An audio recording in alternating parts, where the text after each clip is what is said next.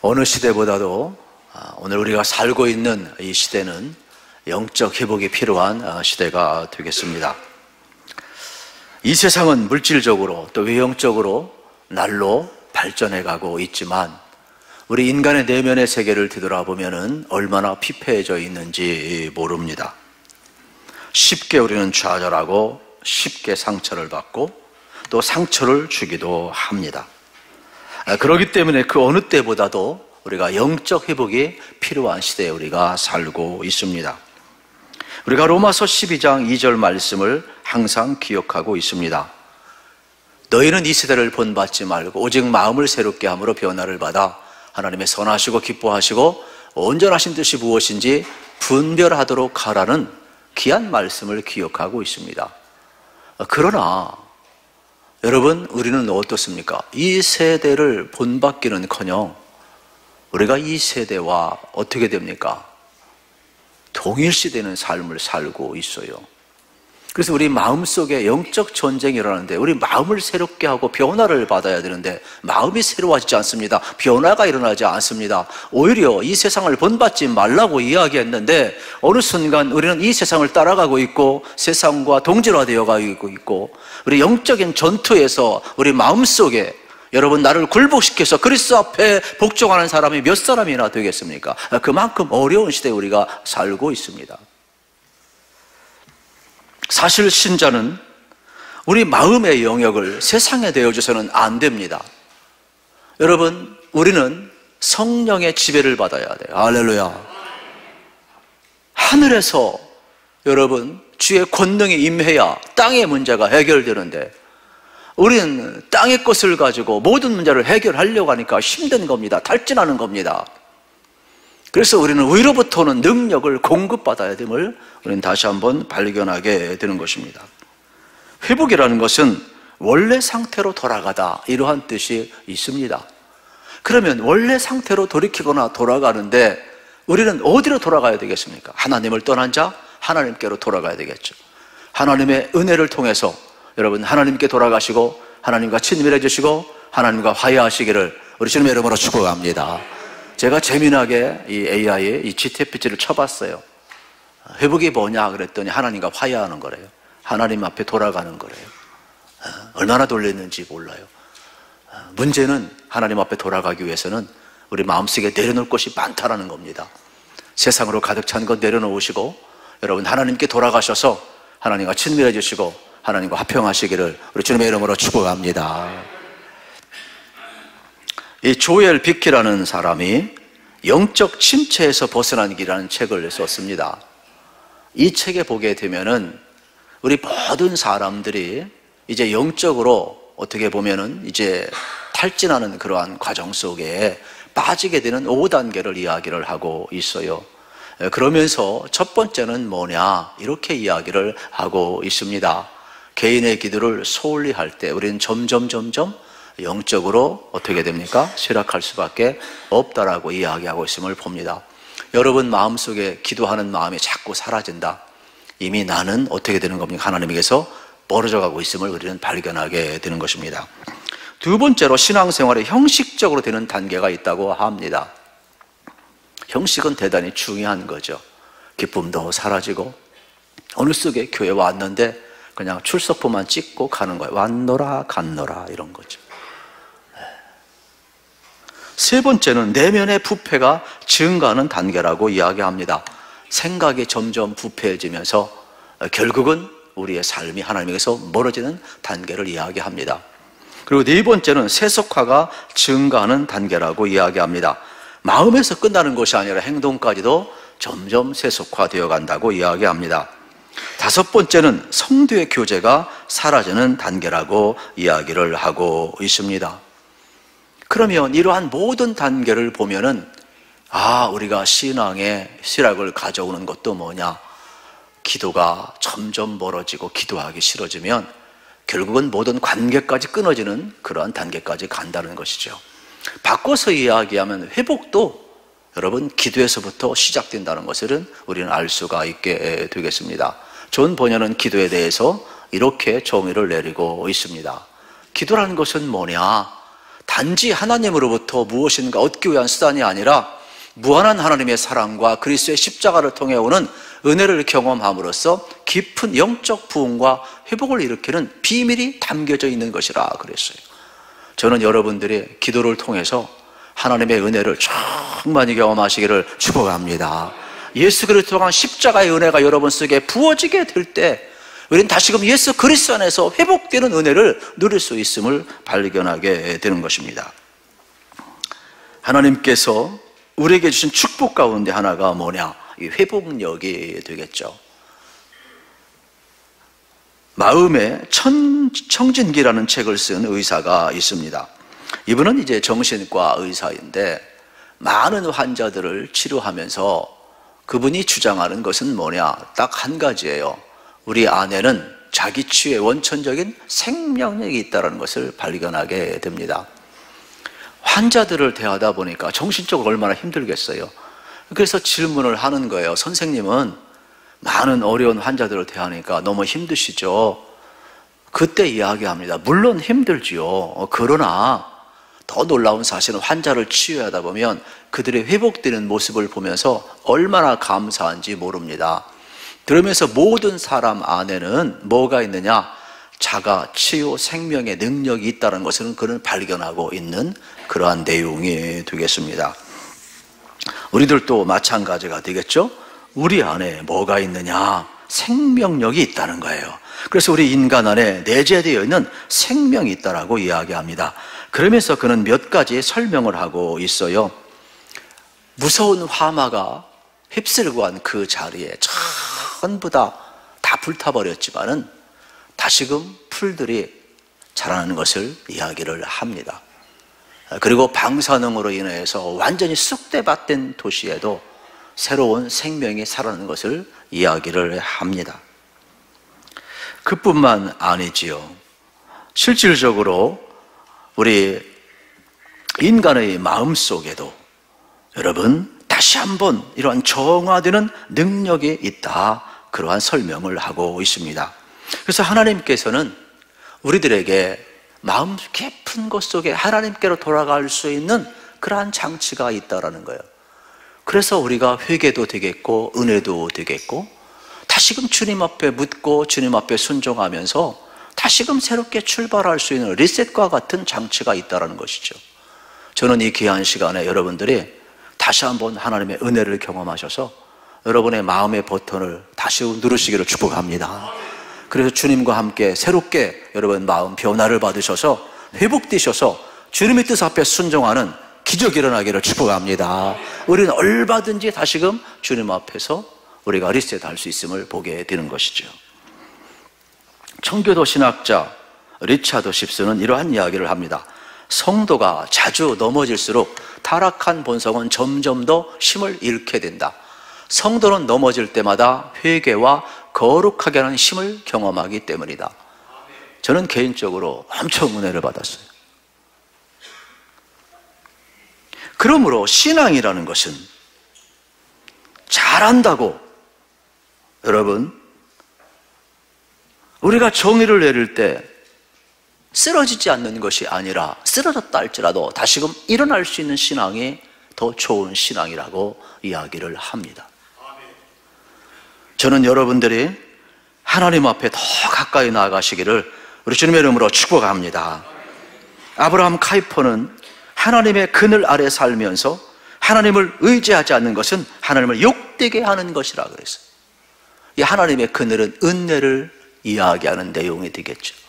우리가 쓰러지고 넘어질 때 사단의 참소에 좌절하거나 절망하지 마시고 그리스도를 통하여 우리를 구원하시고 은혜의 자리에 이끌어 가시는 그 성령의 인도하심 속에서 그리스도 앞에 나아가야 된다는 거예요.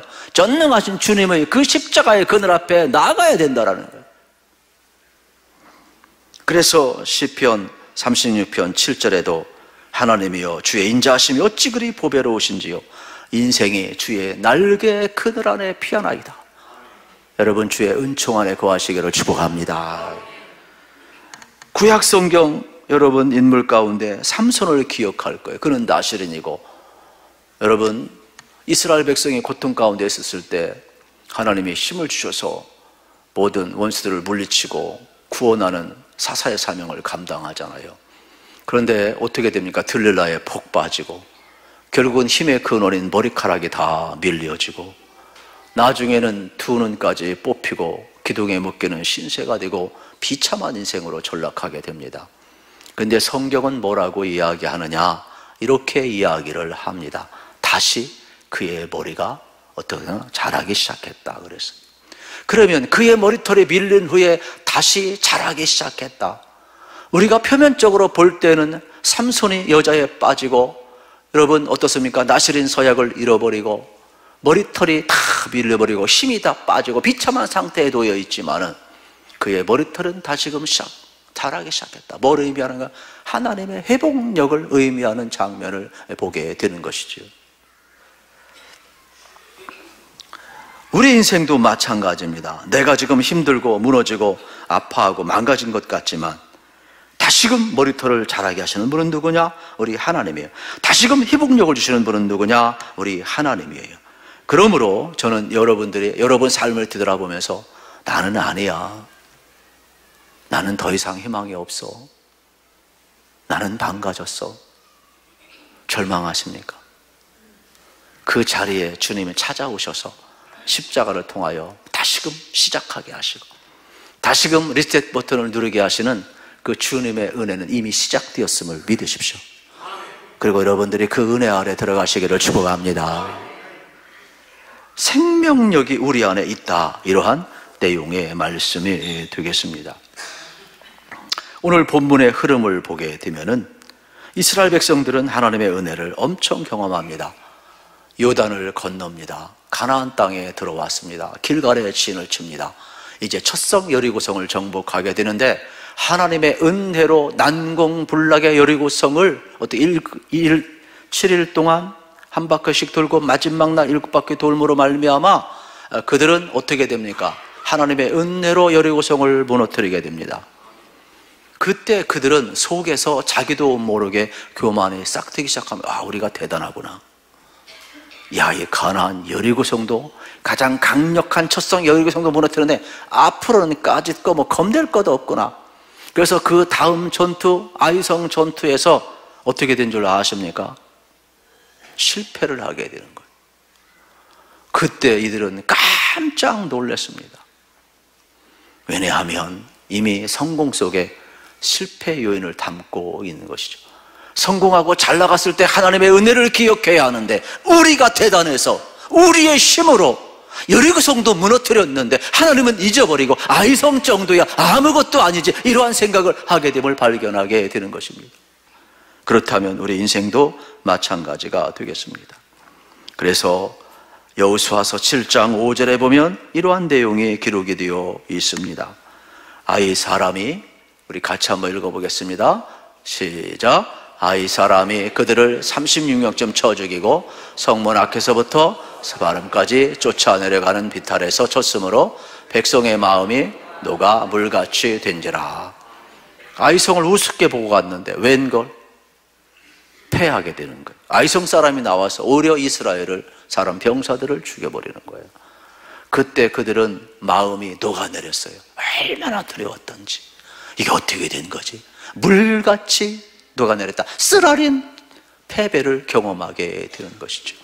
그런데 성경은 뭐라고 이야기합니까? 이스라엘 백성들은 쓰라린 패배를 경험하는데 여기에는 하나님이 교만을 꺾으시고 다시금 치유함이 시작되고 있음을 성경은 이야기하고 있음을 보게 되는 겁니다. 여러분 인생을 살면서 실패한 적이 있습니까? 아파한 적이 있습니까? 내가 실수했는데 창피를 당한 적이 있습니까? 그러나 그 아픈 순간, 그 창피를 당한 순간은 끝이 아니라 하나님이 나를 회복하는 순간, 다시금 일으키는 순간, 하나님의 최후의 역사는 시작됐다는 것을 우리는 되돌아보면 경험하게 되잖아요. 그러므로 여러분이 혹시 잘못을 했고 창피를 당하다 할지라도 비참한 쓰라린, 마치 내 마음이 녹아져서 멀같이 더 이상 얼굴을 들 수 없는 그러한 상황이 있다 할지라도 여러분 그 상황은 거기서 끝나는 것이 아니라 하나님이 나를 하나님 앞에 세우고 돌아가게 하며 치유가 시작되었음을 믿으시기를 축복합니다. 그래서 이스라엘은 다시금 하나님 앞에 서는 훈련을 지금 하고 있음을 보게 되는 것입니다. 하나님께서 여호수아를 어떻게 다루실까? 첫 번째는 내면의 생각을 하나님의 관점으로 바꾸어주고 있음을 보게 되는 겁니다. 겉으로 보면은 여호수아가 이스라엘 백성의 죄를 회개합니다. 아간의 죄를 회개합니다. 그러나 내용으로 보면 전부 다 하나님 원망입니다. 그래서 여호수아의 관점에서 하나님 너무 슬픕니다. 우리를 애굽에서 나오게 하고 광야를 통과하고 요단을 건너게 하고 여리고성까지 승리를 주었는데 이 작은 아이성에서 패하면 우리가 어떻게 됩니까? 그래서 여호수아서 7장 7절에 보게 되면은 이렇게 그는 기도하죠. 같이 한번 읽겠습니다. 이르되 슬프도소이다. 주 여호와여 어찌하여 이 백성을 인도하여 요단을 건너게 하시고 우리를 아모리 사람의 손에 넘겨 멸망시키려 하셨나이까? 우리가 요단 저쪽을 만족하게 여겨 거주하였더라면 좋을 뻔하였나이다. 여러분 잘 보세요. 회개 기도하는 것 같죠? 여호수아가 대단한 것 같죠? 그러나 내용을 보면 전부 다 책임 전가하는 내용을 보게 되는 것입니다.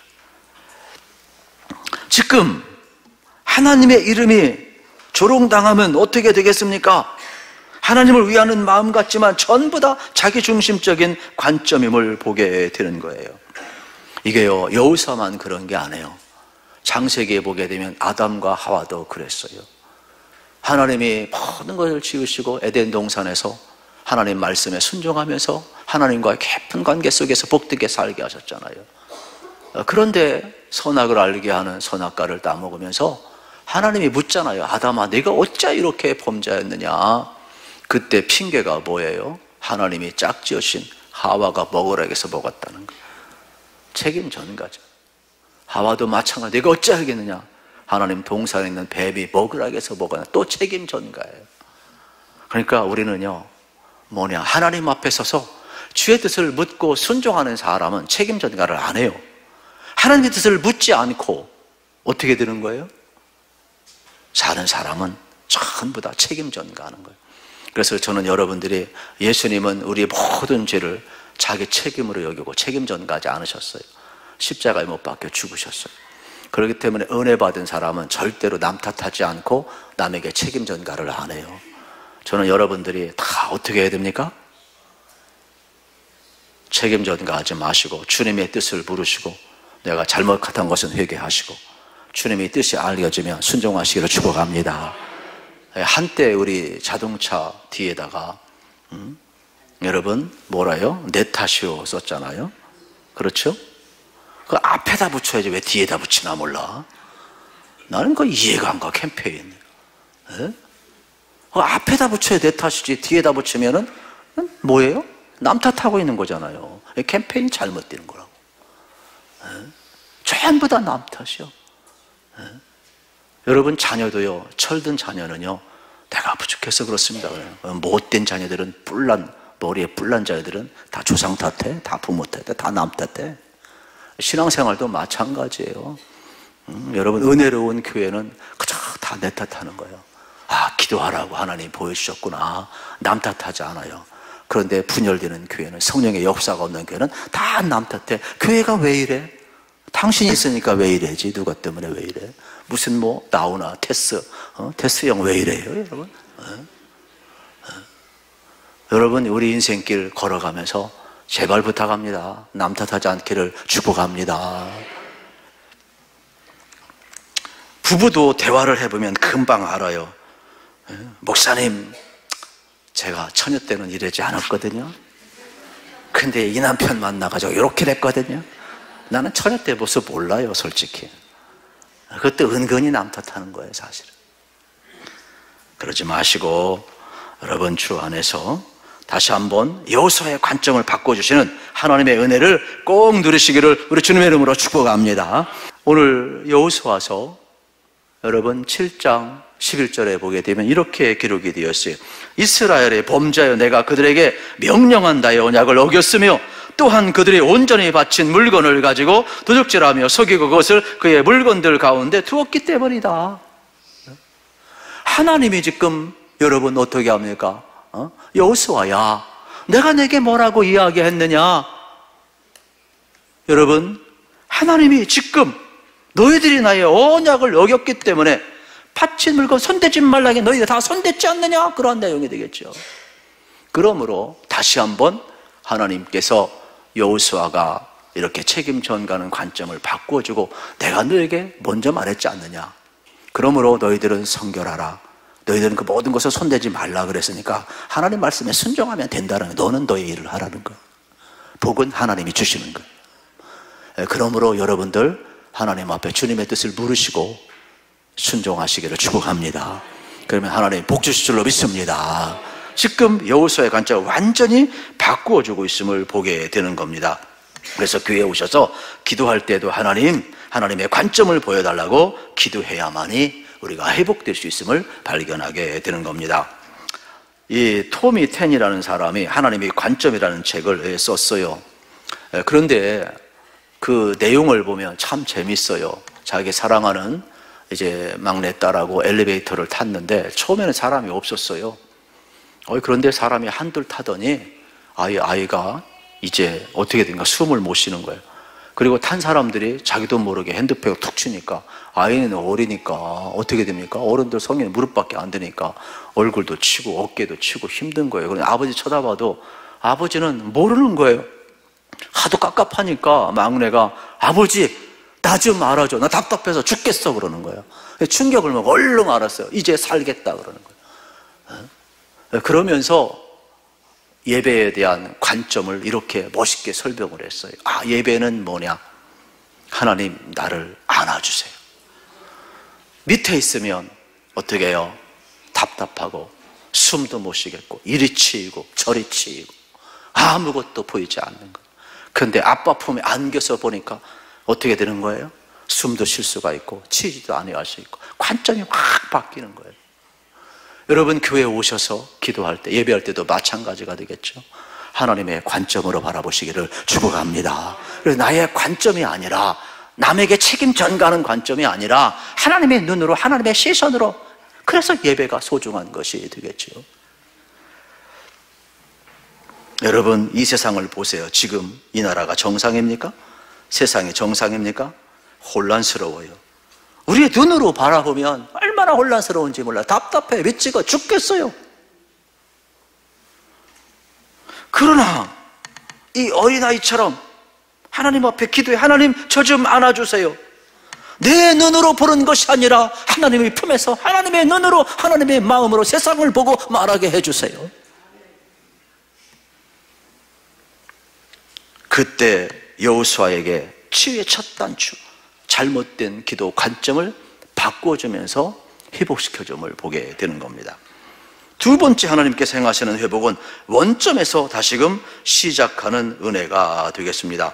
11절에서 문제를 지적한 후에 이스라엘의 범죄하여 내가 그들에게 명한 나의 언약을 너희가 어겼다. 그러면 12절에 경고를 해요. 온전히 바친 이 물건을 다시금 너희들이 원위치에 돌려놓아야 한다. 그렇지 않으면 내가 함께하지 않겠다라고 경고까지 하심을 보게 됩니다. 그리고 13절에 놀라운 말씀을 선포합니다. 너는 일어나서 백성을 성결케 하여 이르기를 너희는 내일을 위하여 스스로 거룩하게 하라. 이스라엘의 하나님 여호와의 말씀에 이스라엘아 너희 가운데 바쳐진 이 물건이 있나니 너희가 그 온전히 바친 물건을 너희 가운데 제하기까지는 내 원수들 앞에서 능히 맞서지 못하리라. 이러한 말씀을 하고 있지요. 이 말씀은 뭔지 아십니까? 요단을 건너기 전에 하나님이 여호수아 3장 5절에서 귀한 말씀을 주셨어요. 여호수아야 백성에게 이르라 너희는 자신을 성결하게 하라. 여호와께서 내일 너희 가운데 귀한 일을 행하시리라. 할렐루야. 누가 하나님의 말씀을 순종해요? 여러분 하나님의 역사를 기대하는 사람이 순종할 수가 있어요. 그런데 왜 아가는 하나님이 손대지 말라고 한 이러한 위토나 은이나 금덩이에 왜 손을 댔어요? 그도 손대고 싶지 않았어요. 그런데 성을 점령하고 보니까 견물생심이라고 그게 보이는 거예요. 여러분, 우리가 실수할 때 아담도 마찬가지로 보암직스럽고 먹음직스럽고 지혜롭게 하려고 탐스러우니까 선악과를 먹은 것 아니겠어요? 그때 우리는 기억해야 돼요. 하나님이 뭐라고 말씀하셨지?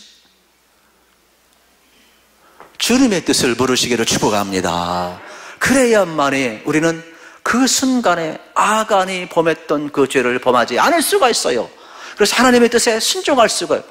본 순간 누구나 우발적으로 갖고 싶은 거예요. 본 순간 누구나 타락할 수밖에 없어요. 그때 하나님의 역사를 기대하는 사람은 어떻게 되는 겁니까? 다시금 순종할 수가 있는 것이죠. 그렇다면 아이성의 패배는 뭐예요? 여러분, 그들의 삶이 이 물이 마음에서 녹아내리듯이 완전히 비참한 상태, 작은 아이성 하나 정복하지 못하고 여러분 패배를 했을 때 앞에서 36명의 이스라엘 그 장수들이 전부 다 죽어져 내려갈 때 얼마나 비참했겠어요. 그 패배의 쓰라림은 이루 말할 수가 없는 거예요. 그런데 그들은 거기서 망한 것이 아니라 하나님은 그들을 통하여서 너의 힘으로 안 된다 그러면서 그들의 교만을 꺾으시면서 다시금 회복을 시작하고 있는 장면을 보아야 되는 것이죠. 그러니까 오늘 우리도 마찬가지가 되겠죠. 하나님이 어떻게 회복하는가를 우리는 바라볼 필요가 있음을 알게 되는 것입니다. 그래서 내일 하나님이 놀라운 일을 행한다는 것을 기억하게 되면은 이러한 아간의 범죄를 우리는 죄를 짓지 않을 수가 있음을 발견하게 되는 것입니다. 오늘 저는 여러분들을 축복하고 싶습니다. 하나님은 여러분을 사랑하십니다. 하나님은 여러분을 축복하실 줄로 믿습니다. 그러면서 우리에게 요구합니다. 주님 앞에 성결하라고 요구합니다. 주님의 뜻 앞에 순종하라고 요구합니다. 그러므로 보는 것, 하나님의 역사를 기억하면 더 큰 역사가 있는데 내가 이까짓 것 때문에 불순종할 수 있겠습니까? 하나님의 역사를 기대하지 아니하니까 보이는 것이 전부인 줄 아니까 우발적 실수를 하는 거예요. 그러므로 우발적 죄와 실수를 없애기 위해서는 항상 하나님의 말씀의 원리를 기억하면서 살아가야 되겠죠. 그래서 우리는 리셋이 필요한 거예요. 다시금 예배가 뭐예요? 다시금 하나님 품에 안겨서 하나님의 관점으로 바라보고 하나님과 다시금 출발하는 게 예배가 되겠지요. 그래서 여러분이 은혜 가운데 살 수 있음을 여러분은 꼭 믿으시기를 축복합니다. 우리 축구 선수 가운데 이영표 선수가 있죠. 크리스찬이고 또 간증도 많이 하고 많은 사람들에게 참 본이 돼요. 아직까지는. 앞으로는 모르겠습니다만은 아직까지는 참 존경스러운 그러한 사람이 되겠죠. 지금은 손흥민 선수가 대세지만은 그래도 대선배 아닙니까? 이영표 선수가 영국 프리미어에 가서 토트넘에서 대활약을 했죠. 참 자랑스러운 인물이 되겠죠. 그래서 어떻게 동양 사람이 이렇게 유럽에 와서 잘 적응을 하는가 기자들이 신기하게 여겼어요. 대부분 훌륭한 슬럼프가 많거든요. 그런데 당신은 어떻게 슬럼프 없이 이렇게 명문 구단에 잘 적응을 합니까? 그때 자기가 깜짝 놀랐대. 이상하다. 나는 슬럼프가 많았는데, 나는 고민이 많은데, 나는 실패가 많았는데 왜 세상 사람들은 내가 실패가 없다고 생각하고 슬럼프가 없다고 생각하지? 그때 그런 이러한 말을 했어요. 이상합니다.